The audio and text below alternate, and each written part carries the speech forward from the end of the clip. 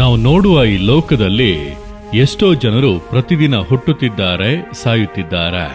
ಆದರೆ ಕೆಲವರು ಮಾತ್ರವೇ ಚರಿತ್ರೆಯನ್ನು ಬರೆದು ಅವರ ಹೆಸರುಗಳು ಇಂದಿಗೂ ಕೂಡ ಉಪಯೋಗಿಸಲ್ಪಡುತ್ತಿವೆ. ಕಾರಣ ಅವರು ಸಾಧಾರಣ ಮನುಷ್ಯರಾಗಿ ಬಾಳದೆ ಸಾಧಕರಾಗಿ ಪ್ರಕಾಶಿಸಿದ್ದರಿಂದ ಇಂದಿಗೂ ಅವರ ಕುರಿತಾಗಿ ಮಾತನಾಡಲಾಗುತ್ತಿದೆ. ನಾನು ದೊಡ್ಡವನಾಗಿ ಇಂಜಿನಿಯರ್ ಆಗಿ ಎಲ್ರಿಗೂ ಮನೆ ಕೊಟ್ಕೊಡ್ತೀನಿ. ನಾನು ದೊಡ್ಡವನಾಗಿ ಕಲೆಕ್ಟರ್ ಆಗ್ತೀನಿ. ನಾನು ಡಾಕ್ಟರ್ ಆಗ್ತೀನಿ. ನಾನು ಬಂದು ಟೀಚರ್ ಆಗ್ತೀನಿ. ಓದಕ್ಕೆ ಬರ್ದಿರೋ ಇರೋರಿಗೆಲ್ಲ ನಾನು ಓದಕ್ಕೆ ಹೇಳ್ಕೊಡ್ತೀನಿ. ಅದೇ ನನ್ನ ಆಸೆ. ನಮ್ಮ ಜೀವಿತದಲ್ಲಿ ಏಸಪ್ಪನ ರಕ್ತದಿಂದ ತೊಳೆಯಲ್ಪಟ್ಟಂತ ಒಂದು ಅನುಭವ ಇರಬೇಕು. ಅಷ್ಟು ಮಾತ್ರ ಅಲ್ಲದೆ ತಪ್ಪದೆ ಬೈಬಲ್ ಓದಬೇಕು, ತಪ್ಪದೆ ಪ್ರಾರ್ಥನೆ ಮಾಡಬೇಕು, ಏಸಪ್ಪನ ಮಗುವಾಗಿ ಸಾಕ್ಷಿಯಾಗಿ ಬಾಳ್ಬೇಕು.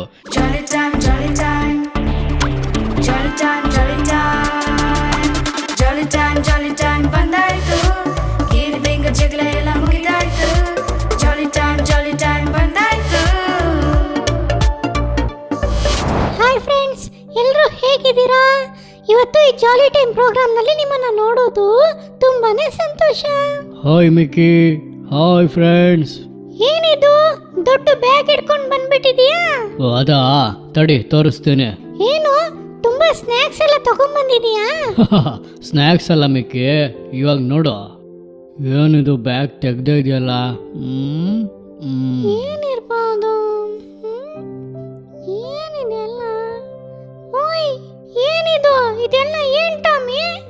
ಇದಾ, ನಾನು ಹೊಸದಾಗಿ ಸಂಶೋಧನೆ ಮಾಡಿ ದೊಡ್ಡ ಸಾಧಕ ಆಗ್ತೀನಿ. Super Tommy. ಸರಿ, ಕಪ್ ಯಾಕೆ?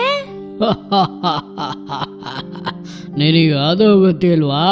ಈ ತರ ಹೊಸದು ತುಂಬಾ ಕಂಡಿಡಿದ್ರೆ ನಮ್ಮ ಹೆಸರನ್ನ ಕಪ್ ಮೇಲೆ ಬರೀತಾರಂತೆ. ಅದಕ್ಕೆ ಈ ಕಪ್ಪು. ಏ ಮಿಕ್ಕಿ, ಯಾಕೋ ನಾನೇನ್ ಕಾಮಿಡಿ ಮಾಡಿದ್ನ ಈ ತರ ನಗಾಡ್ತಿದ್ಯಾ? ನೀನ್ ಮಾಡಿದ್ದು ಕಾಮಿಡಿನೇ. ನಾನು ಸಾಧಕನಾಗಿ ಬದಲಾಗೋದು ನಿನಗೆ ಹೊಟ್ಟೆ ಕಿಚ್ಚು, ಅದಕ್ಕೆ ಗೇಲಿ ಮಾಡ್ತಿದ್ಯಾ? ನನ್ ಗೇಲಿ ಮಾಡ್ತಾ ಇಲ್ಲ. ಈ ತರ ಕಪ್ಪಲ್ಲಿ ಹೆಸರು ಬರೆಯಲ್ಲ, ಗಿನ್ನಿಸ್ ರೆಕಾರ್ಡ್ ಬುಕ್ ಅಲ್ಲಿ ಬರೀತಾರೆ. ಯಾಕೆ ಹೇಳ್ತಾ ಇದೀಯಾ? ಹಿಂಗಾಗ್ಬಿಟ್ರೆ ನಾನು ಯಾವ ತರ ಸಾಧಕ ಆಗೋದು? ನನಗೆ ಆಗೋದಿಲ್ಲ. ನಾನು ಯಾವುದಕ್ಕೂ ಯೂಸ್ ಇಲ್ಲ. ತುಂಬಾ ಜನ ಮಕ್ಕಳು ನನಗೆ ಅದಿಲ್ಲ, ಇದಿಲ್ಲ, ಆ ತರ ಇದೆ, ಈ ತರ ಇದೆ ಅಂತ ಅವ್ರ ಸಾಮರ್ಥ್ಯನ ಹೊರಗಡೆ ತರೋದೇ ಇಲ್ಲ. ಏನು ಹೇಳ್ತಾ ಇದೀಯಾ ಮಿಕ್ಕಿ? ಈಗ ಒಬ್ರು ಅಣ್ಣನ ಜೀವನದಲ್ಲಿ ನಡೆದಂತ ಸತ್ಯ ಘಟನೆಯನ್ನ ನಾವು ನೋಡ್ಲಿದ್ದೇವೆ. ಅವ್ರು ಯಾವ ತರ ಪರಿಸ್ಥಿತಿಯಲ್ಲಿ ಏನ್ ಸಾಧನೆ ಮಾಡಿದ್ರು ಅಂತ ನೋಡೋಣವಾ? ನಾವು ನೋಡುವ ಈ ಲೋಕದಲ್ಲಿ ಎಷ್ಟೋ ಜನರು ಪ್ರತಿದಿನ ಹುಟ್ಟುತ್ತಿದ್ದಾರೆ, ಸಾಯುತ್ತಿದ್ದಾರೆ. ಆದರೆ ಕೆಲವರು ಮಾತ್ರವೇ ಚರಿತ್ರೆಯನ್ನು ಬರೆದು ಅವರ ಹೆಸರುಗಳು ಇಂದಿಗೂ ಕೂಡ ಉಪಯೋಗಿಸಲ್ಪಡುತ್ತಿವೆ. ಕಾರಣ ಅವರು ಸಾಧಾರಣ ಮನುಷ್ಯರಾಗಿ ಬಾಳದೆ ಸಾಧಕರಾಗಿ ಪ್ರಕಾಶಿಸಿದ್ದರಿಂದ ಇಂದಿಗೂ ಅವರ ಕುರಿತಾಗಿ ಮಾತನಾಡಲಾಗುತ್ತಿದೆ. ನಾವು ಸಾಧಿಸುವುದಕ್ಕಾಗದಂತೆ ಅನೇಕ ವಿಷಯಗಳನ್ನು ಕಾರಣವಾಗಿ ತೋರಿಸಬಹುದು. ಆದರೆ ಸಾಧಕರ ಜೀವಿತವನ್ನು ನೋಡುವಾಗ ಪರಿಸ್ಥಿತಿಗಳನ್ನು ಅನುಕೂಲವಾಗಿ ಮಾಡಿಕೊಂಡು ಪರಿಶ್ರಮ ಪಟ್ಟವರೇ ಜಯ ಹೊಂದಿದರು. ಅದರಲ್ಲಿ ವಿಶ್ವದಲ್ಲೇ ಪ್ರಖ್ಯಾತಿ ಹೊಂದಿರುವ ಒಬ್ಬರು ಮಹಾನ್ ಸಾಧಕರ ಕುರಿತಾಗಿ ಇಂದು ಮಾತನಾಡಲಿದ್ದೇವೆ. ಅಟ್ಲಾಂಟಿಕ್ ಮಹಾಸಾಗರದಲ್ಲಿರುವ ಒಂದು ಚಿಕ್ಕ ದ್ವೀಪವೇ ಮದೀರಾ. ಅಲ್ಲಿ ತೋಟದ ಕೆಲಸ ಮಾಡುವ ಜೆನಿಸ್ ಎಂಬವರಿಗೂ ಅಡಿಗೆ ಕೆಲಸ ಮಾಡುತ್ತಿದ್ದ ಮರಿಯಾಳ್ ಎಂಬವರಿಗೂ ಈಗಾಗಲೇ 3 ಮಕ್ಕಳು ಇದ್ದರು. 4ನೇ ಬಾರಿ ಗರ್ಭ ಧರಿಸಿದಾಗ ಬಡತನದ ನಿಮಿತ್ತ ಆ ಮಗುವನ್ನು ಭ್ರೂಣಹತ್ಯೆ ಮಾಡೋಣ ಎಂದು ಅಂದುಕೊಂಡಿದ್ದರು. ಆದರೆ ಗರ್ಭದಲ್ಲಿ ಇರುವಂತದ್ದು ದೇವರಿಂದ ಕೊಡಲ್ಪಟ್ಟ ಉಡುಗೊರೆ ಎಂದು ಭಾವಿಸಿ ಆ ಪ್ರಯತ್ನವನ್ನು ಬಿಟ್ಟು ಬಿಟ್ಟರು. ಆ ಭ್ರೂಣವು ಬೆಳೆದು 1985ನೇ ವರ್ಷ ಫೆಬ್ರವರಿ 5ನೇ ತಾರೀಕು ಈ ಲೋಕದಲ್ಲಿ ಒಂದು ಗಂಡು ಮಗುವಾಗಿ ಜನಿಸಿತು. ಆಗ ಅಮೆರಿಕದ ಅಧ್ಯಕ್ಷರಾಗಿದ್ದ ರೊನಾಲ್ಡ್ ರೀಗನ್ ಅವರ ಹೆಸರನ್ನು ಇವರಿಗೆ ಕ್ರಿಸ್ಟಿಯಾನೋ ರೊನಾಲ್ಡೋ ಡೋಸ್ ಸ್ಯಾಂಟೋಸ್ ಅವೆರೋ ಎಂಬಂತ ಹೆಸರನ್ನು ಇಡಲಾಯಿತು. ಇವರು ಬಡತನದಲ್ಲಿ ಬೆಳೆದರು. ಅವರ ತಂದೆಯೊಬ್ಬ ಕುಡುಕರು. ಆದರೂ ಅವರು ತಂದೆಯನ್ನು ಹೆಚ್ಚಾಗಿ ಪ್ರೀತಿಸಿದರು. ಅವರ ತಂದೆ ತೋಟದ ಕೆಲಸವನ್ನು ಬಿಟ್ಟು ಸ್ಯಾನ್ ಆಂಟೋನಿಯಾದಲ್ಲಿ ಇದ್ದ ಆಂಟೋರಿ ಹಾಲ್ನಲ್ಲಿ ಫುಟ್ಬಾಲ್ ಕ್ಲಬ್ನಲ್ಲಿ ಫುಟ್ಬಾಲ್ಗಳನ್ನು ತೆಗೆದುಕೊಡುವುದು, ಫುಟ್ಬಾಲ್ಗೆ ಬೇಕಾದ ಉಪಕರಣಗಳನ್ನು ಸಿದ್ಧ ಮಾಡುವ ಕೆಲಸಕ್ಕೆ ಸೇರಿಕೊಂಡರು. ರೊನಾಲ್ಡೋ ಕೂಡ ಅವರೊಂದಿಗೆ ಹೋದರು. ಅಲ್ಲಿ ಫುಟ್ಬಾಲ್ ಆಡುವುದನ್ನು ನೋಡಿ ಫುಟ್ಬಾಲ್ ಕ್ರೀಡೆಯಲ್ಲಿ ಅವರಿಗೆ ಆಸಕ್ತಿ ಮೂಡಿತು. ಇದನ್ನು ಗಮನಿಸಿದ ಅವರ ತಂದೆಯು ಅವರನ್ನು ಉತ್ಸಾಹಪಡಿಸಿದರು. ಅವರ 7ನೇ ವಯಸ್ಸಿನಲ್ಲಿ ಸ್ಥಳೀಯ ಬಾಲಕರ ತಂಡದಲ್ಲಿ ಅವರಿಗೆ ಅವಕಾಶ ಸಿಕ್ಕಿತು. ಅವರು ತಮ್ಮ ಚಿಕ್ಕ ವಯಸ್ಸಿನಲ್ಲೇ ಚೆನ್ನಾಗಿ ಆಟ ಆಡಿದರು. ಆಗ ಇತರರು ಸಂತೋಷಪಟ್ಟು ಉತ್ಸಾಹ ಪಡಿಸುವುದಕ್ಕಿಂತಲೂ ತನ್ನ ತಂದೆ ಸಂತೋಷ ಪಡುವುದನ್ನು ನೋಡಿ ಅವರು ಉತ್ಸಾಹಗೊಂಡರು. ಈ ರೊನಾಲ್ಡೋ ಅವರ ತಂದೆಯು ಫುಟ್ಬಾಲ್ ಆಟಗಾರರ ಲಾಕರ್ ಅನ್ನು ಶುದ್ಧ ಮಾಡುವ ಕೆಲಸ ಮಾಡಿದರು. ಇದನ್ನು ನೋಡಿ ಈ ರೊನಾಲ್ಡೋ ಅವರನ್ನು ಅನೇಕರು ಗೇಲಿ ಮಾಡಿದರು. ಆದರೆ ಅದ್ಯಾವುದಕ್ಕೂ ಗಮನ ಕೊಡದೆ ತನ್ನ ಗಮನವನ್ನು ಫುಟ್ಬಾಲ್ ಮೇಲೆ ಮಾತ್ರವೇ ಇಟ್ಟರು. ಫುಟ್ಬಾಲ್ ಕ್ರೀಡೆ ಆಡುವುದಕ್ಕೆ ಬೇಕಾದ ಬೂಟ್ಸ್ ಕೂಡ ಇಲ್ಲದೆ ತನ್ನ ಅಣ್ಣನ ಹಳೆಯ ಬೂಟ್ಸ್ ಅನ್ನು ಹಾಕಿಕೊಂಡು ಆಟವಾಡಿದರು. ತನ್ನ 11ನೇ ವಯಸ್ಸಿನಲ್ಲಿ ಪೋರ್ಚುಗಲ್ ರಾಜಧಾನಿ ಲಿಸ್ಬಾನ್ನಲ್ಲಿರುವ ಪೋಟಿ ಸಿಪಿ ಕ್ಲಬ್ನಲ್ಲಿ ಅವಕಾಶ ಸಿಕ್ಕಿತು. ಫುಟ್ಬಾಲ್ ಕ್ರೀಡೆಯಲ್ಲಿ ಆಸಕ್ತಿಯನ್ನು ತೋರಿಸಿ ಅವರು ಚೆನ್ನಾಗಿ ಆಡಲು ಆರಂಭಿಸಿದರು. ಅವರು ಆಟ ಆಡುವಾಗ ಜೇನುಹುಳದಂತೆ ಅಲ್ಲಿ ಇಲ್ಲಿ ಹಾರಿ ತನ್ನ ಆಟವನ್ನು ವಿಶೇಷವಾಗಿ ತೋರ್ಪಡಿಸಿದರು. ಹೀಗಾಗಿಯೇ ಅವರನ್ನು ಲಿಟಲ್ ಬಿ ಎಂದು ಕರೆದರು. ಅವರ 15ನೇ ವಯಸ್ಸಿನಲ್ಲಿ ಹೃದಯದ ಬಡಿತ ಹೆಚ್ಚಾದದರ ನಿಮಿತ್ತ ಒಂದು ಶಸ್ತ್ರಚಿಕಿತ್ಸೆ ಮಾಡಬೇಕಾದ ಪರಿಸ್ಥಿತಿ ಬಂದಿತು. ಅವರು ಸೋತು ಹೋಗದೆ ಶಸ್ತ್ರಚಿಕಿತ್ಸೆ ಮುಗಿದ ನಂತರ ಪುನಃ ಫುಟ್ಬಾಲ್ ಮೈದಾನದಲ್ಲಿ ಕಾಲಿಟ್ಟರು. ಅವರ ಆಟವನ್ನು ನೋಡಿ ಬೆರಗಾಗಿ ಎಲ್ಲರೂ ಅವರನ್ನು ದೃಷ್ಟಿಸಿ ನೋಡಿದರು. 2023ರಲ್ಲಿ ಸ್ಪೋರ್ಟಿಂಗ್ ಕ್ಲಬ್ನಿಂದ ಸುಮಾರು 105 ಕೋಟಿಗೆ ಮ್ಯಾಂಚೆಸ್ಟರ್ ಕ್ಲಬ್ ಅವರನ್ನು ಖರೀದಿಸಿತು. ಫುಟ್ಬಾಲ್ ಕ್ರೀಡೆಯಲ್ಲಿ ತನ್ನ ಆಧಿಪತ್ಯವನ್ನು ತೋರಿಸಿ ಒಬ್ಬ ಶ್ರೇಷ್ಠ ಆಟಗಾರನಾಗಿ ಮುಂದುವರೆದರು. ದಿಢೀರೆಂದು ಅವರ ತಂದೆ ಕುಡಿತದ ಅಭ್ಯಾಸಕ್ಕೆ ದಾಸರಾಗಿದ್ದರಿಂದ 2005 ಸೆಪ್ಟೆಂಬರ್ 6ನೇ ತಾರೀಕು ಲಿವರ್ ಬಾಧಿಸಲ್ಪಟ್ಟು ಅವರು ತೀರಿ ಹೋದರು. ಆದರೂ ಅವರು ಸೋತು ಹೋಗದೆ 2007ನೇ ವರ್ಷ ಮತ್ತು 2008ನೇ ವರ್ಷ 31 ಗೋಲ್ಗಳನ್ನು ಹೊಡೆದು ಒಂದು ಸೀಸನ್ ನಲ್ಲಿ ಹೆಚ್ಚು ಗೋಲ್ ಹೊಡೆದ ಆಟಗಾರ ಎಂಬ ಕೀರ್ತಿಯನ್ನು ಪಡೆದರು. ಅದೇ ವರ್ಷ ಚಿನ್ನದ ಕಾಲಿನ ಬಿರುದನ್ನು ಪಡೆದರು. 2007, 2008, 2009ರಂದು ನಡೆದ ಪ್ರೀಮಿಯರ್ ಲೀಗ್ ಪಂದ್ಯಗಳಲ್ಲಿ ಇವರ ನಿಮಿತ್ತ ಹ್ಯಾಟ್ರಿಕ್ ಜಯವನ್ನು ಅವರ ತಂಡ ಪಡೆದುಕೊಂಡಿತು. 2008ನೇ ವರ್ಷ ಚಾಂಪಿಯನ್ಸ್ ಲೀಗ್ ಟ್ರೋಫಿಯನ್ನು ಪಡೆದರು. 2009ನೇ ವರ್ಷ ಯುರೋಪಿನ ರಿಯಲ್ ಮ್ಯಾಡ್ರಿಡ್ ಕ್ಲಬ್ನೊಂದಿಗೆ 742 ಕೋಟಿಗೆ ಒಪ್ಪಂದ ಮಾಡಿಕೊಂಡರು. ಇವರೇ ಅತಿ ಹೆಚ್ಚು ಬೆಲೆಗೆ ಒಪ್ಪಂದ ಮಾಡಿಕೊಂಡ ಮೊದಲ ಕ್ರೀಡಾಪಟು. ಫುಟ್ಬಾಲ್ ಕ್ರೀಡೆಯಲ್ಲಿ ದೊಡ್ಡ ಪ್ರಶಸ್ತಿಯಾದ ಬ್ಯಾಲೆಂಡೋರ್ ಪ್ರಶಸ್ತಿಯನ್ನು 5 ಬಾರಿ ಪಡೆದುಕೊಂಡಿದ್ದಾರೆ. ಇವರು ರಿಯಲ್ ಮ್ಯಾಡ್ರಿಡ್ ಕ್ಲಬ್ಗೆ ಆಡಿ ಒಟ್ಟು 450 ಗೋಲ್ಗಳನ್ನು ಹೊಡೆದರು. 2018ನೇ ವರ್ಷ ಜುವೆಂಟಸ್ ಕ್ಲಬ್ಗೆ 884 ಕೋಟಿಗೆ ಒಪ್ಪಂದ ಮಾಡಿಕೊಂಡರು. ಹೀಗೆ ಇನ್ನು ಇವರ ಸಾಧನೆಗಳನ್ನು ಹೇಳುತ್ತಾ ಹೋಗಬಹುದು. ತನ್ನ ವೈಯಕ್ತಿಕ ಜೀವಿತದಲ್ಲೂ ಅನೇಕ ಸಮಾಜ ಕಲ್ಯಾಣ ಕಾರ್ಯಗಳನ್ನು ಮಾಡುತ್ತಿದ್ದಾರೆ. ಇವರು ರಕ್ತದಾನ ಮಾಡುವುದರಿಂದ ಇದುವರೆಗೂ ತಮ್ಮ ದೇಹದಲ್ಲಿ ಟ್ಯಾಟೂ ಹಾಕಿಕೊಳ್ಳಲಿಲ್ಲ. 2013ನೇ ವರ್ಷ ತಾನು ಪಡೆದ ಬ್ಯಾಲಂಡಿಯೋರ್ ಪ್ರಶಸ್ತಿಯನ್ನು ಹರಾಜಿಗಿಟ್ಟು 50 ಕೋಟಿ ಹಣವನ್ನು ಘೋರ ರೋಗಗಳಿಂದ ಬಾಧಿಸಲ್ಪಟ್ಟ ಮಕ್ಕಳಿಗೆ ಕೊಟ್ಟರು. 2015ನೇ ವರ್ಷ ನೇಪಾಳದಲ್ಲಿ ಸಂಭವಿಸಿದ ಭೂಕಂಪದ ಸಮಯದಲ್ಲಿ 40 ಕೋಟಿ ಹಣ ಸಹಾಯ ಮಾಡಿದರು. ಇವರಿಗೆ ಗೌರವ ಸಲ್ಲಿಸುವಂತೆ ಇವರು ಹುಟ್ಟಿದ ಊರಾದ ಮತಿರಾ ವಿಮಾನ ನಿಲ್ದಾಣಕ್ಕೆ ಕ್ರಿಸ್ಟಿಯಾನೋ ರೊನಾಲ್ಡೋ ಹೆಸರನ್ನು ಇಟ್ಟು ಪೋರ್ಚುಗೀಸ್ ಸರ್ಕಾರ ಇವರನ್ನು ಗೌರವಿಸಿದೆ. ಈ ಕ್ರಿಸ್ಟಿಯಾನೋ ರೊನಾಲ್ಡೋ ಹುಟ್ಟಿದ್ದು ಒಂದು ಸಾಧಾರಣ ಕುಟುಂಬದಲ್ಲಿ. ಬಡತನದಲ್ಲೇ ಬೆಳೆದರು. ಆದರೆ ಪರಿಸ್ಥಿತಿಗಳನ್ನು ನೆಪವಾಗಿ ಇಟ್ಟುಕೊಂಡು ಒಂದು ಸಾಧಾರಣವಾದ ಜೀವಿತವನ್ನು ಜೀವಿಸದೆ ನನ್ನಿಂದಲೂ ಸಾಧಿಸಲು ಸಾಧ್ಯ ಎಂಬುದಾಗಿ ವಿಮರ್ಶನೆಗಳನ್ನು ಹಿಂದೂಡಿ ಪ್ರಯತ್ನಿಸಿ ಸಾಧಿಸಿದರು. ರೊನಾಲ್ಡೋ ಅವರ ಪ್ರಖ್ಯಾತಿಯು ವಿಶ್ವದೆಲ್ಲೆಡೆ ಹರಡಿದೆ. ಇದನ್ನು ನೋಡುತ್ತಿರುವ ಮಕ್ಕಳೇ, ನೀವು ಅನೇಕ ಕಾರಣಗಳನ್ನು ತೋರಿಸಿ ನನ್ನಿಂದ ಅಸಾಧ್ಯ ಎಂದು ಅಂದುಕೊಳ್ಳದೆ ನಿಮಗೆ ಯಾವ ಸಾಮರ್ಥ್ಯ ಇದೆಯೋ ಅದನ್ನು ಅರಿತು ಅದರಲ್ಲಿ ಗಮನ ಕೊಟ್ಟು ಮುಂದುವರಿಯಿರಿ. ನೀವು ಕೂಡ ನಿಶ್ಚಯವಾಗಿ ಒಬ್ಬ ಸಾಧಕರಾಗಿ ಬದಲಾಗಬಹುದು. ಅಪ್ಪ, ಅವರ ಜೀವನವನ್ನು ನೋಡುವಾಗ ನನಗೂ ಸಾಧಿಸಬಹುದು ಅನ್ನೋ ನಂಬಿಕೆ ಬಂತು. ಫ್ರೆಂಡ್ಸ್, ನೀವು ಕೂಡ ನಿಮ್ ಪರಿಸ್ಥಿತಿನ ನೋಡಿ ನಮ್ಮಿಂದ ಸಾಧಿಸೋಕೆ ಆಗಲ್ಲ ಅನ್ಕೋಬೇಡಿ. ನಿಮ್ಮಿಂದ ಅಸಾಧ್ಯವಾದದ್ದು ಯಾವುದೂ ಇಲ್ಲ. ನೀವು ಪ್ರಯತ್ನ ಮಾಡಿದ್ರೆ ಅಸಾಧ್ಯವಾದದ್ದು ಯಾವುದೂ ಇಲ್ಲ. ಮಕ್ಕಳ ನೀವು ಕೂಡ ಸಾಧಕರಾಗಿ ಬದಲಾಗಿ ಅಂತ ನನ್ನ ಶುಭ ಹಾರೈಕೆ. ಏ ಟಾಮಿ, ನೀನು ಯಾವ್ದ್ರಲ್ಲಿ ಸಾಧಿಸ್ತೀಯಾ? ಅದು ಸ್ಪೋರ್ಟ್ಸು ಅಲ್ಲ ಸೈಂಟಿಸ್ಟು ಅದು ಅಲ್ಲ, ಯಾವ್ದ್ರಲ್ಲಿ ಸಾಧನೆ ಮಾಡೋದು ಗೊತ್ತಾಗ್ತಿಲ್ಲ ಮಿಕ್ಕಿ. ಏ ಟಾಮಿ, ನಿಂತರನೇ ತುಂಬಾ ಜನ ಮಕ್ಕಳು ಯಾವ್ದ್ರಲ್ಲಿ ಸಾಧನೆ ಮಾಡೋದು ಅಂತ ಗೊಂದಲದಲ್ಲಿ ಇರ್ತಾರೆ. ಇವಾಗ ನಮ್ಮ ಫ್ರೆಂಡ್ಸ್ ಅಲ್ಲಿ ಕೆಲವರು ಯಾವ್ದ್ರಲ್ಲಿ ಸಾಧನೆ ಮಾಡ್ತಾರೆ ಅಂತ ಹೇಳ್ತಾರೆ. ನಾವು ಅದನ್ನ ಕೇಳ್ಕೊಂಬರೋಣವಾ? ಕೇಳ್ಕೊಬರೋಣ. ನಾನು ದೊಡ್ಡವನಾಗಿ ಯೇಸಪ್ಪನಿಗೋಸ್ಕರ ಸೇವೆ ಮಾಡ್ತೀನಿ. ಯೇಸಪ್ಪನ ಬಗ್ಗೆ ಗೊತ್ತಿಲ್ಲದೆ ಇರೋ ಜನರಿಗೆಲ್ಲ ಯೇಸಪ್ಪನ ಬಗ್ಗೆ ಹೇಳ್ತೀನಿ. ಆಮೇಲೆ ತುಂಬ ಗ್ರಾಮ ಸೇವೆಗಳನ್ನೆಲ್ಲ ನಾನು ಮಾಡ್ತೀನಿ. ನಾನು ದೊಡ್ಡವನಾಗಿ ಇಂಜಿನಿಯರ್ ಆಗಿ ಎಲ್ರಿಗೂ ಮನೆ ಕೊಟ್ಕೊಡ್ತೀನಿ. ನಾನು ದೊಡ್ಡವನಾಗಿ ಕಲೆಕ್ಟರ್ ಆಗ್ತೀನಿ. ಕಲೆಕ್ಟರ್ ಆಗಿ ಎಲ್ರಿಗೂ ಹೆಲ್ಪ್ ಮಾಡ್ತೀನಿ. ಕಷ್ಟದಲ್ಲಿರೋ ಜನರಿಗೆಲ್ಲ ನಾನು ಹೆಲ್ಪ್ ಮಾಡ್ತೀನಿ. ನಾನು ದೊಡ್ಡವನಾಗಿ ಸೇವೆ ಮಾಡಿ ಚರ್ಚ್ ಸ್ಟಾರ್ಟ್ ಮಾಡ್ತೀನಿ. ನಾನು ದೊಡ್ಡವನಾಗಿ IPS ಆಗಿ ಎಲ್ರಿಗೂ ಒಳ್ಳೇದು ಮಾಡ್ತೀನಿ. ನಾನು ಪೊಲೀಸ್ ಆಗೋಕೆ ಇಷ್ಟಪಡ್ತೀನಿ, ಎಲ್ಲರಿಗೂ ಒಳ್ಳೇದು ಮಾಡ್ತೀನಿ. ನಾನು ಕಲೆಕ್ಟರ್ ಆಗಕ್ಕೆ ಇಷ್ಟಪಡ್ತೀನಿ, ಎಲ್ಲರಿಗೂ ಸಹಾಯ ಮಾಡ್ತೀನಿ. ನಾನು ನರ್ಸ್ ಆಗೋಕೆ ಇಷ್ಟಪಡ್ತೀನಿ. ನಾನು ನರ್ಸ್ ಆಗಿ ಎಲ್ಲರಿಗೂ ಇಂಜೆಕ್ಷನ್ ಹಾಕ್ತೀನಿ. ನಾನು ಟೀಚರ್ ಆಗ್ತೀನಿ. ಟೀಚರ್ ಆಗ್ಬಿಟ್ಟು ನಾನು ಎಲ್ರಿಗೂ ಪಾಠ ಎಲ್ಲ ಹೇಳ್ಕೊಡ್ತೀನಿ. ನಾನು ಇಂಜಿನಿಯರ್ ಆಗ್ತೀನಿ. ಎಲ್ರಿಗೂ ಕಷ್ಟಪಡೋರ್ಗೆಲ್ಲ ನಾನು ಮನೆ ಕಟ್ಕೊಡ್ತೀನಿ. ನಾನು ಡಾಕ್ಟರ್ ಆಗ್ತೀನಿ. ಪ್ರಾಣಕ್ಕೆ ತೊಂದರೆ ಇರೋರ್ನೆಲ್ಲ ನಾನು ಕಾಪಾಡ್ತೀನಿ. ನಾನು ಚರ್ಚ್ ಸೇವಕ ಆಗ್ತೀನಿ. ಆಗ್ಬಿಟ್ಟು ನಾನು ಯೇಸಪ್ಪನ ಬಗ್ಗೆ ಊರೂರಿಗೂ ಹೋಗ್ಬಿಟ್ಟು ಎಲ್ಲರಿಗೂ ಹೇಳ್ತೀನಿ. ಬಡವರೆಲ್ಲ ಇದಾರಲ್ಲ ಅವ್ರಿಗೆಲ್ಲ ಒಳ್ಳೆ ಊಟ ಕೊಟ್ಟು ಚೆನ್ನಾಗಿರೋ ಥರ ನಾನು ಮಾಡ್ತೀನಿ. ನಾನು ದೊಡ್ಡವನಾಗಿ ಸೇವೆ ಮಾಡಿ ಯೇಸಪ್ಪನ ಬಗ್ಗೆ ತಿಳಿದೇ ಇರೋರಿಗೆಲ್ಲ ನಾನು ಹೇಳ್ತೀನಿ. ಬಡವರಿಗೆಲ್ಲ ನಾನು ಒಳ್ಳೆ ಊಟ ಕೊಡ್ತೀನಿ. ನಾನು ಸೇವಕ ಆಗ್ತೀನಿ. ಸೇವಕ ಆಗ್ಬಿಟ್ಟು ಬಡವರಿಗೆಲ್ಲ ನಾನು ಯೇಸಪ್ಪನ ಬಗ್ಗೆ ಹೇಳ್ತೀನಿ, ಡ್ರೆಸ್ ಕೊಡ್ತೀನಿ.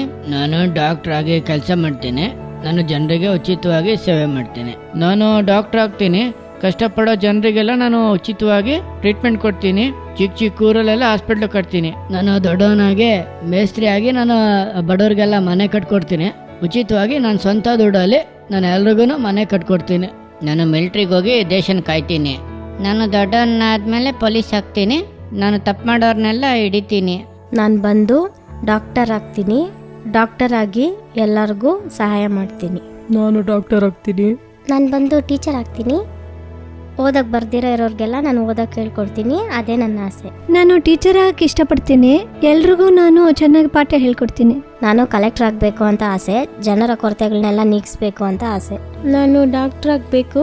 ನಾನು ಡಾಕ್ಟರ್ ಆಗಿ ಎಲ್ಲರಿಗೂ ಉಚಿತ ಚಿಕಿತ್ಸೆ ಮಾಡ್ತೀನಿ. ನಾನು ನರ್ಸ್ ಆಗ್ಬೇಕಂತ ಆಸೆ. ಬರೋ ಎಲ್ಲರಿಗೂ ನಾನು ಇಂಜೆಕ್ಷನ್ ಹಾಕಿ ನೋವಾಗ್ದಂಗೆ ನೋಡ್ಕೋಬೇಕಂತ ಆಸೆ.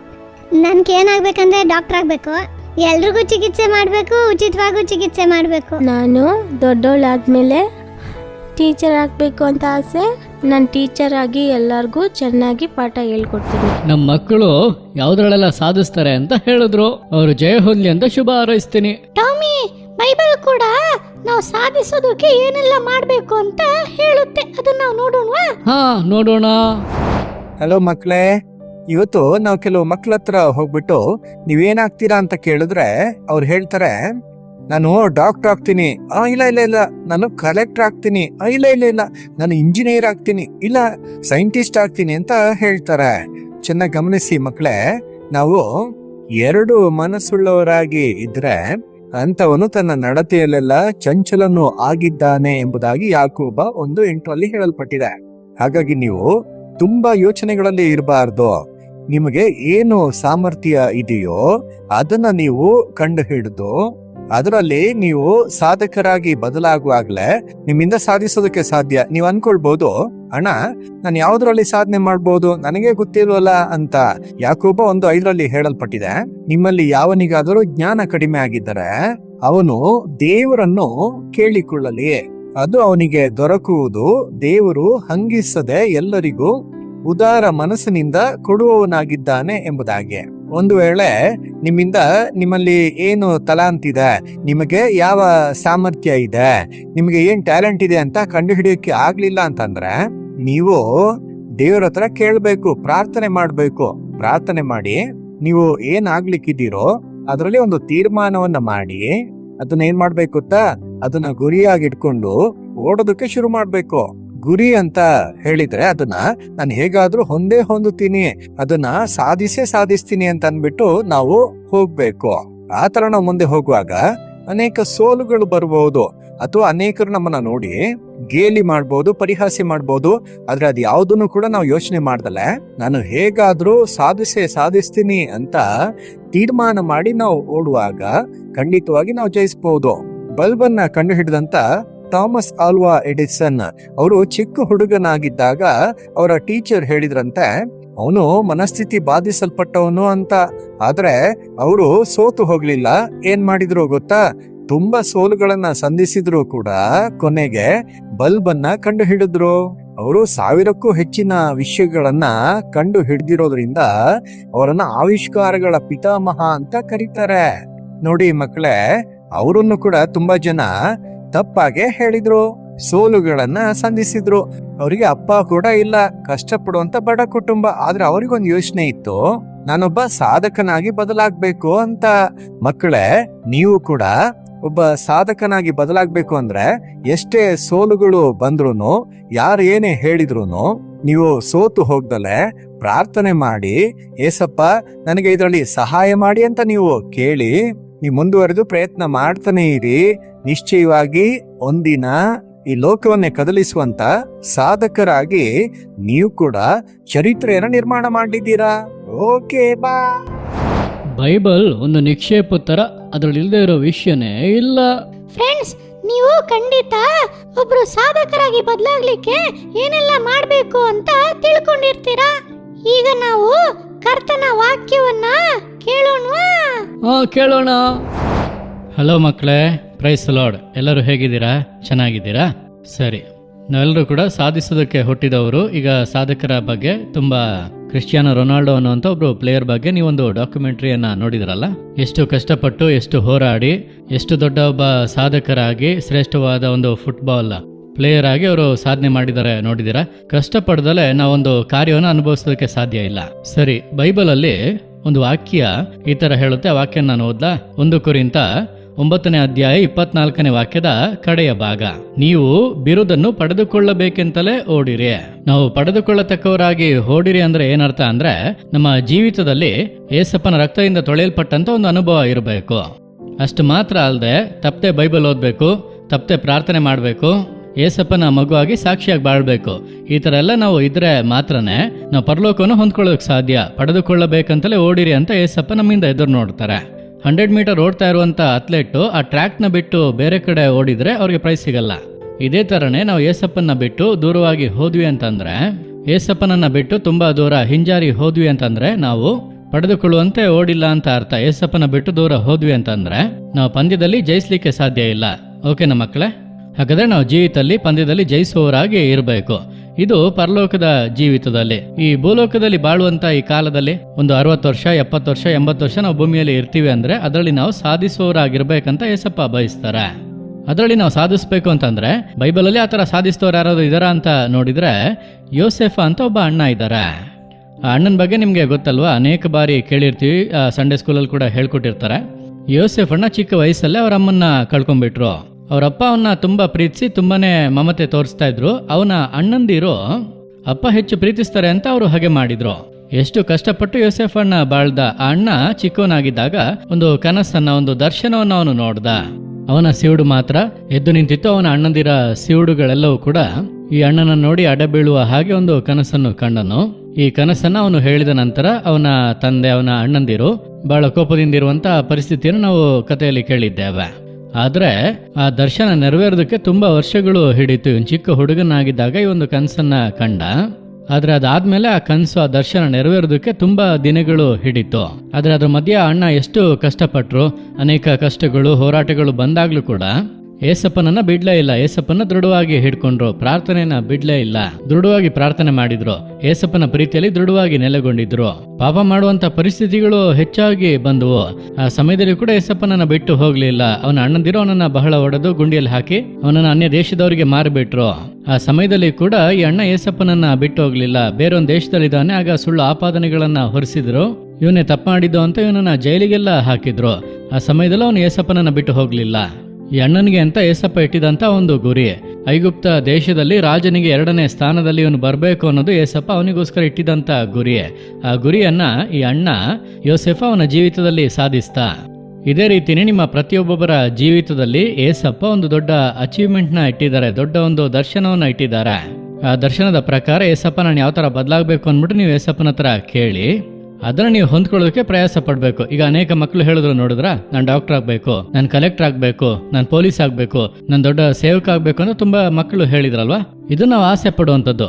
ಏಸಪ್ಪನ ಹತ್ರ ಏಸಪ್ಪ ನಾನು ಹೇಗೆ ಬದಲಾಗಬೇಕು ಅಂತ ನೀವು ಬಯಸ್ತೀರಾ ಅಂತ ಕೇಳಿ ಏಸಪ್ಪ ಹೇಳುವಂತಹ ಕಾರ್ಯಕ್ಕೋಸ್ಕರ ನಾವು ಪ್ರಾರ್ಥನೆ ಮಾಡಿದ್ರೆ ಏಸಪ್ಪ ತುಂಬಾ ಸಂತೋಷ ಪಡ್ತಾರೆ.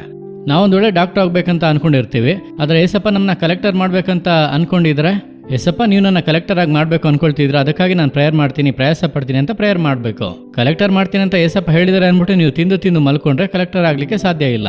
ಅದಕ್ಕೆ ಈಗ್ಲಿಂದಾನೇ ಓದ್ಬೇಕು, ಎಷ್ಟು ಪ್ರಯಾಸ ಪಡ್ಬೇಕು ಅಷ್ಟು ಪ್ರಯಾಸ ಪಡ್ಬೇಕು, ಹೋರಾಡಬೇಕು, ಕಷ್ಟಪಡ್ಬೇಕು. ಆ ರೀತಿ ಮಾಡಿದ್ರೇನೆ ಆ ಗುರಿಯನ್ನ ನಾವು ಮುಟ್ಲಿಕ್ಕೆ ಸಾಧ್ಯ. ಬೈಬಲ್ ಅಲ್ಲಿ ಇನ್ನೊಂದು ವಾಕ್ಯ ಇದೆ, ನಾನು ಅದನ್ನ ಓದ್ತೀನಿ ನೋಡಿ. ಜ್ಞಾನೋಕ್ತಿಗಳು 21ನೇ ಅಧ್ಯಾಯ 31ನೇ ವಾಕ್ಯ. ಅಶ್ವಬಲವು ಯುದ್ಧ ದಿನಕ್ಕಾಗಿ ಸನ್ನದ್ಧವಾಗಿದ್ದರೂ ಜಯವು ಯೆಹೋವನಿಂದಲೇ. ಹಾಗಾದ್ರೆ ನಮ್ಗೆ ಈ ತರ ಒಂದು ಗುರಿ ಇದೆ ಅಂದ್ರೆ ನಾವು ತುಂಬಾನೇ ಪ್ರಾಕ್ಟೀಸ್ ಎಲ್ಲ ಮಾಡಬೇಕು.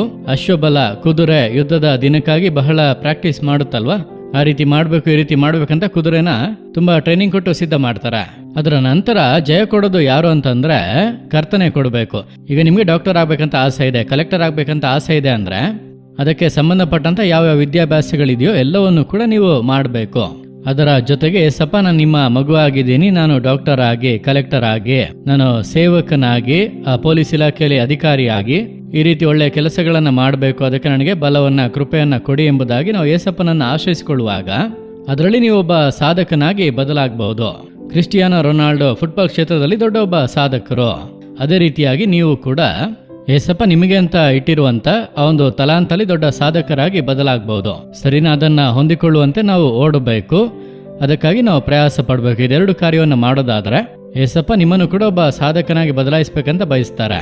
ಆ ಥರ ಸಾಧಕರಾಗಬೇಕು ಅಂತ ಬಯಸೋರು ಒಂದು ನಿಮಿಷ ನನ್ನ ಜೊತೆ ಸೇರಿ ಪ್ರಾರ್ಥನೆ ಮಾಡ್ತೀರಾ? ಹಾಗೆ ಕಣ್ಗಳನ್ನು ಮುಚ್ಚಿ, ಏಸಪ್ಪ ನೀವು ಕೇಳಿ ಮಕ್ಕಳೇ, ನೀವು ಇರುವಂತಹ ಸ್ಥಳದಲ್ಲಿ ಪ್ರಾರ್ಥನೆ ಮಾಡಿ. ಏಸಪ್ಪ ನಾನೊಬ್ಬ ಸಾಧಕನಾಗಿ ಬದಲಾಗಬೇಕು, ನನಗೆ ಸಹಾಯ ಮಾಡಿ. ಈ ಸಮುದಾಯದಲ್ಲಿ ನಾನೊಬ್ಬ ಕಲೆಕ್ಟರ್ ಆಗ್ಬೇಕಂತ ಆಸೆ ಪಡ್ತಾ ಇದ್ದೀನಿ. ನಿಮ್ಮ ಆಸೆಯನ್ನ ಏಸಪ್ಪನಿಗೆ ತಿಳಿಯಪಡಿಸಿ. ದೇವರೇ, ಈ ಸಮಯದಲ್ಲಿ ನಮ್ಮ ಜೊತೆ ಸೇರಿ ಪ್ರಾರ್ಥನೆ ಮಾಡ್ತಾ ಇರುವ ಪ್ರತಿಯೊಬ್ಬ ಮಕ್ಕಳಿಗಾಗಿ ನಾವು ಪ್ರಾರ್ಥನೆ ಮಾಡ್ತೇವೆ. ಕರ್ತನ ನನ್ನ ಜೊತೆ ಸೇರಿ ಪ್ರಾರ್ಥಿಸ್ತಾ ಇರುವಂತ ಪ್ರತಿಯೊಬ್ಬ ಮಕ್ಕಳಿಗಾಗಿ ಪ್ರಾರ್ಥಿಸ್ತೇನೆ. ದೇವರೇ, ನಿಮ್ಮ ಮಕ್ಕಳನ್ನು ಆಶೀರ್ವದಿಸಬೇಕಾಗಿ ಪ್ರಾರ್ಥಿಸ್ತೇನೆ. ದೇವರೇ, ನಿಮ್ಮ ಮಕ್ಕಳು ಯಾವ ಕಾರ್ಯದಲ್ಲಿ ಪ್ರಾರ್ಥನೆ ಮಾಡ್ತಾ ಇದ್ದಾರೋ ಆ ಕಾರ್ಯದಲ್ಲಿ ಕರ್ತನು ಅವರನ್ನ ತರಬೇತಿ ಕೊಡಬೇಕಾಗಿ ಪ್ರಾರ್ಥನೆಯನ್ನು ಮಾಡ್ತೇನೆ. ಅವರನ್ನ ಸಾಧಕರಾಗಿ ಬದಲಾಯಿಸಬೇಕೆಂಬುದಾಗಿ ಪ್ರಾರ್ಥಿಸ್ತೇನೆ. ದೇವರೇ, ನನ್ನ ನಾಮದಲ್ಲಿ ನೀವು ಏನೇ ಕೇಳಿದ್ರು ಕೊಡ್ತೀನಿ ಅಂತ ಹೇಳಿದಿರಲ್ಲ, ಯೇಸುವಿನ ನಾಮದಲ್ಲಿ ನಾನು ಪ್ರಾರ್ಥಿಸ್ತೇನೆ. ದೇವರೇ, ನಿಮ್ಮ ಮಕ್ಕಳು ಸಿದ್ಧ ಮಾಡಲ್ಪಟ್ಟಿರುವಂತ ಕಾರ್ಯದಲ್ಲಿ ದೊಡ್ಡ ಸಾಧಕರಾಗಿ ಬದಲಾಗುವಂತೆ ನೀವು ಸಹಾಯ ಮಾಡಿ. ಯೇಸುವಿನ ನಾಮದಲ್ಲಿ ಬೇಡುತ್ತೇವೆ ತಂದೆಯೇ, ಆಮೇನ್. ಓಕೆ ಮಕ್ಕಳೇ, ನೀವು ಪ್ರಾರ್ಥನೆ ಮಾಡಿದ್ದೀರಾ. ನೀವು ಪ್ರಾರ್ಥನೆ ಮಾಡಿದಂತೆಯೇ ಏಸಪ್ಪ ನಿಮ್ಮನ್ನ ಸಾಧಕರಾಗಿ ಬದಲಾಯಿಸ್ತಾರೆ. ಓಕೆ, ಬಾಯ್. ಏನ್ ಮಕ್ಕಳೇ, ಸೂಪರ್ ಆಗಿರೋ ಕರ್ತನ ವಾಕ್ಯವನ್ನ ಕೇಳಿದ್ರಿ. ಅದನ್ನ ಮರಿಬೇಡಿ. ಒಂದನ್ನ ಮಾತ್ರ ನೆನಪಲ್ಲಿ ಇಟ್ಕೊಳ್ಳಿ, ನಿಮ್ಮಿಂದ ಅಸಾಧ್ಯವಾದದ್ದು ಯಾವುದೂ ಇಲ್ಲ. ಪ್ರಯತ್ನ ಮಾಡಿದರೆ ಆಗದೆ ಇರೋದು ಯಾವುದೂ ಇಲ್ಲ. ನೀನು ಸಾಧಿಸೋಕೆ ಹುಟ್ಟಿರೋನು, ಸಾಧಿಸೋಕೆ ಹುಟ್ಟಿರೋಳು. Okay friends, bye. Jolly time. Jesus Redeems Ministries, Nalumavadi, Thuthukudi District, 628211. For 24 hours prayer support, call 08035454545. God bless you.